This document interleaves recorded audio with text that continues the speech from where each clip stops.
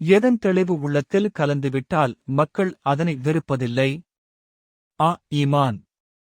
நபி அவர்களை பின்பற்றுவோர் அதிகமாக்கிக் கொண்டு செல்கிறார்களா அல்லது குறைந்து போகிறார்களா என நான் உம்மிடம் கேட்டேன். இல்லை, அவர்கள் அதிகமாம் கொண்டே செல்கிறார்கள் என நீர் கூறினீர். அப்படித்தான் ஈமான். அது முழுமையடையும் வரை அதிகமாக்கிக் கொண்டே இருக்கும்.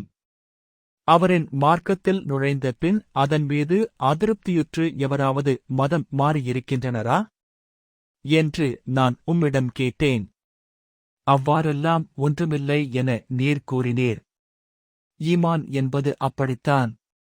அதன் தெளிவு இதயங்களில் கலந்து விடும்போது அதனை எவரும் வெறுக்க மாட்டார்கள் என்று ஹெர்குலிஸ் தம்மிடம் கேட்டதாக அபூ சுஃப்யான் ரலி கூறினார் என அப்துல்லா இப்னு அப்பாஸ் ரலி அறிவித்தார்.